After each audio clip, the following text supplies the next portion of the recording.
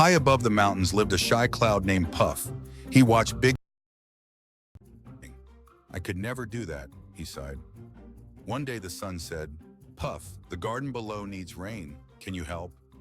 Me, I'm too small, Puff said nervously. Please, the sun smiled. Puff floated down, took a deep breath, and let out a soft drizzle.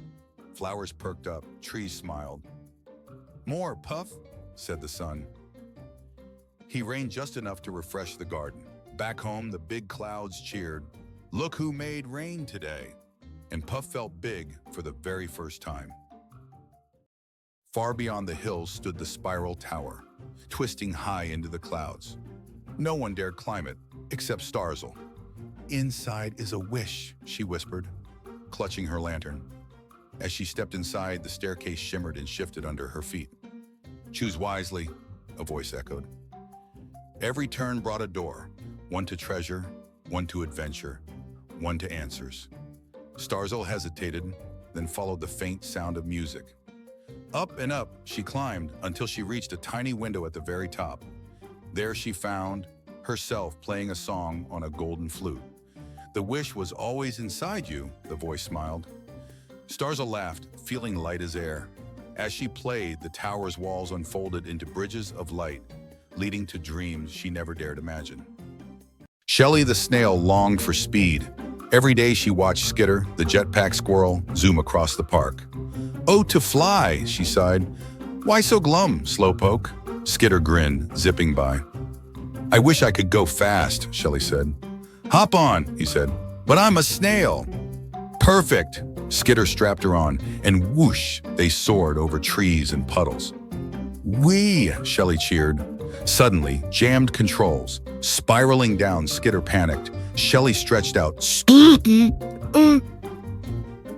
and caught a lily pad, gliding them safely down. Whoa, Skitter said. You saved us. Shelley smiled. Slow and Steady's got moves too. Deep under Clover Hill, 3 bunnies, Nibbles, Thumper, and Tilly, peeked out of their burrow. It's gone, Tilly gasped. The moonstone, the glowing gem that lit their tunnels, had vanished. Without it, the warren would fall into darkness. We must find it, said Nibbles, stuffing carrots into a satchel. Their journey began under starlight, hopping past sleepy owls and whispering winds. Suddenly, paw prints, big ones, led into the foggy woods. Something took it, Thumper gulped. Bravely, they pressed on, their ears twitching at every crackle.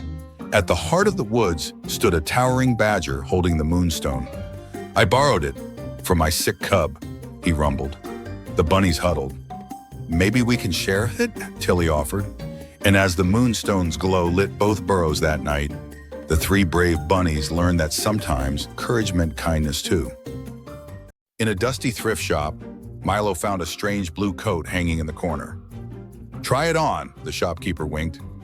As soon as Milo slipped it over his shoulders, the coat purred and lifted him an inch off the ground. Whoa, it hovers, Milo grinned. Where would you like to go? The coat whispered. Milo thought hard. Somewhere no one's been before. With a flutter, the coat soared out the door, over streets, past clouds, higher and higher.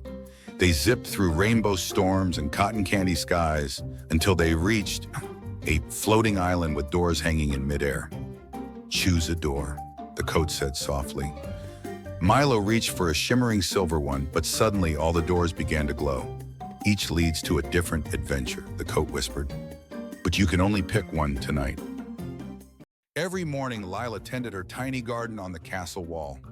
Roses, tulips, daisies, all bloomed under her care. But one misty dawn, a shadow loomed overhead. A dragon. Please don't eat my flowers, Lila begged. But the dragon sighed. I don't want flowers. I need help. He opened a claw, revealing a wilted golden seed. I've tried planting it everywhere, but it won't grow. Lila smiled gently. Let's try together. They dug a small patch in her garden, watered it, and waited. Days passed. Then, sprout. A golden vine shot up, wrapping around the castle. It needed kindness, Lila said softly. The dragon beamed. And now I'll guard your garden always. From then on, The dragon's wings shaded the flowers, and every visitor left with a golden bloom. Glimmerlocks wasn't like other unicorns. Her mane sparkled with tiny stars. One day I'll fly to space, she dreamed, and one night as she gazed at the moon, a spaceship crash-landed in the meadow. Out tumbled 3 fluffy pandas in silver suits. "We're lost," the biggest panda sniffled. "Can you help us get home?" Glimmerlock stamped her hooves. "Hop on." With a burst of magic, her horn glowed bright, and together they soared into the sky, weaving past comets and glowing moons. But then a shadow loomed. "A space dragon," gasped a panda. Glimmerlocks narrowed her eyes. "Hold tight." With a swish of her shining tail, she left a glitter trail so dazzling the dragon blinked in awe, giving them just enough time to zip away. "Thanks, Glimmerlocks," the pandas cheered as their home planet twinkled ahead. In a quiet workshop, Rusty the robot stared at a blank wall. "I wish I could paint," he sighed, "but my hands are too clunky."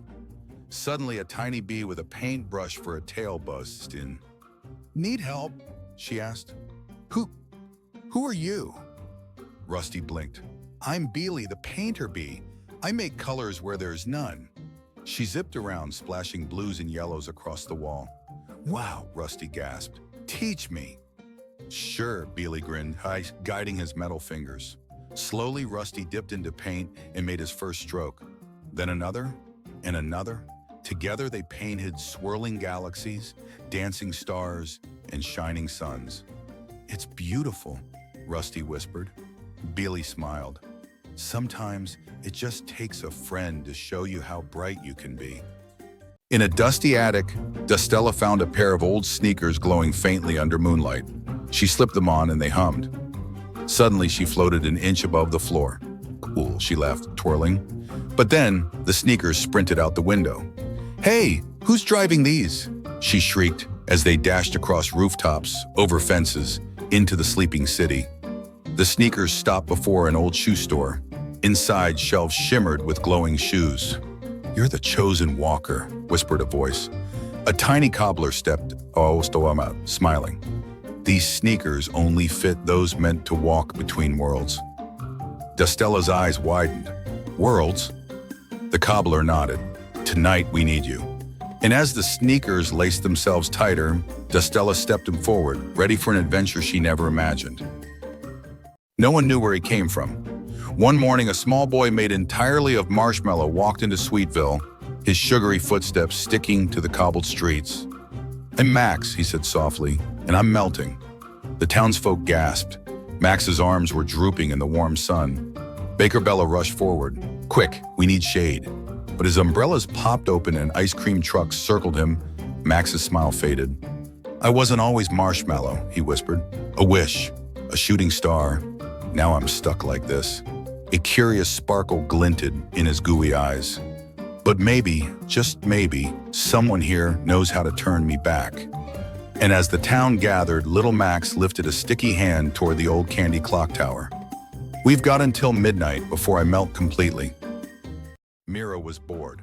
"No one ever texts me first," she sighed, scrolling her phone. Suddenly, a new message blinked in. "Hello, human, this is Dragon." Mira laughed. "Very funny." But the next message read, "I need your help." Curious, she replied, "Help with what?" A map appeared on her screen, leading to the old quarry. That's weird, Mira thought, but she grabbed her bike and rode off.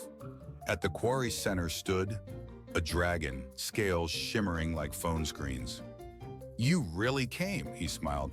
"I've been trapped in this Wi-Fi signal for years." Mira held up her phone. "You're inside my phone?" "Not for long," he winked. With a flash, he soared into the sky, leaving behind a tiny glowing icon. "Dragon Contacts 1. Mira grinned. "Best text ever."